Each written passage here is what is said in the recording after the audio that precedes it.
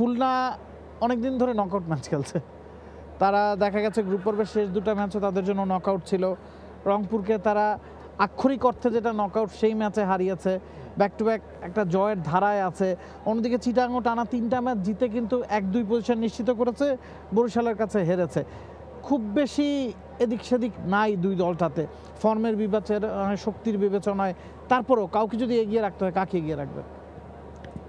টি-20 ক্রিকেটে আসলে এগিয়ে রাখাটা খুব চ্যালেঞ্জিং হয়ে যায় যখন এই স্টেজে খেলা চলে আসে। নকআউট স্টেজে নিশ্চিতভাবে কোয়ালিফাইড টিম বলেই তারা এই স্টেজে এসে পৌঁছেছে। দুই দলই ভালো, তবে কাগজে কলমে আপনি যদি শক্তিমত্তা দেখেন, পারফরমেন্স দেখেন, সেখানে আপনি ব্যালেন্সের জায়গায় হয়তো খুলনাকে বেশ এগিয়ে রাখতেই হবে। অলরাউন্ডারের সংখ্যা, batting line up, bowling combination, সেই জায়গা থেকে খুলনাকে এগিয়ে রাখতে হয়। বাট আমরা দেখেছি এই খুলনাও বেশ অনেকবার হোঁচট খেয়েছে, তো সেই জায়গা থেকে অবশ্যই তাদের চ্যালেঞ্জ থাকবে। চট্টগ্রাম অপরদিকে আপনি যদি দেখেন 6 জন জেনুইন ব্যাটসম্যান, 7 নম্বরে আমরা খালেদকে খেলতে দেখেছি, আরাফাত সানিকে দেখেছি, সেখানে বোঝা যায় তাদের ব্যাটিংয়ের দুর্বলতাটা। টি-20 ক্রিকেটে কিন্তু আমরা অনেক সময় দেখি 8 নম্বর 9 নম্বর ব্যাটসম্যানও ইম্প্যাক্ট রাখতে পারে। 5 বলে 15 করে দিল, 10 বলে 25 করে দিল, এই ধরনের ইম্প্যাক্ট রাখতে পারে। সেখানে 6 জন ব্যাটসম্যান যখন শামীম নামে, তারপরে আর কেউ থাকে না, সেখানে কিন্তু একটা প্রেশার থাকে। তো সেই জায়গা থেকে কাগজে কলমে তাদের ব্যাটিংয়ের দুর্বলতাটা কিন্তু রয়েছে। বোলিংও যদি আপনি দেখেন 5 জন জেনুইন বোলার, 6 নম্বর বোলিং অপশনটা সেই শামীমের দিকে চলে যেতে হয়। সো সেই জায়গায় আসলে আমার মনে হয় যে চট্টগ্রামের দুর্বলতা রয়েছে, বাট সেটাকে তারা ওভারকাম করেই কিন্তু এই স্টেজে এসে পৌঁছেছে। তাদের মধ্যে সেই ক্যাপাবল প্লেয়ার রয়েছে। ক্লার্ক কয়েক ম্যাচ রান করেনি, বাট সে কেমন ক্যাপাবল আমরা জানি।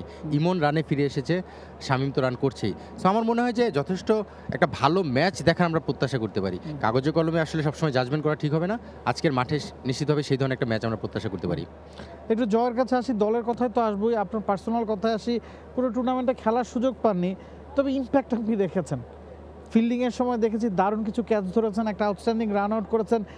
মোটিভেশনটা আসলে কোথা থেকে আসে? মোটিভেটেড নিজেকে কিভাবে রাখেন এই ধরনের সিচুয়েশনে? না, আসলে আমাদের ক্যাপ্টেন কোচ সবসময় আমাকে বলছে যে তোর আসলে টিম কম্বিনেশনের কারণে খেলার সুযোগ হচ্ছে না, সো তুই আর কি ডিজার্টেড হইস না, যে সবসময় আমাদের টিমকে সাপোর্ট করার চেষ্টা করিস। আর আসলে আমিও ওইভাবে প্রিপেয়ার্ড যে খেলার হয়তো বা এই আর সুযোগ আসছে না, সামনে হয়তো আসবে। সো আমি আসলে ডিজার্টেড না হয়ে যতটুকু পসিবল অতটুকু টিমকে দেওয়ার চেষ্টা করছি। হান্নান ভাই, লুক এট দ্যাট স্মাইল।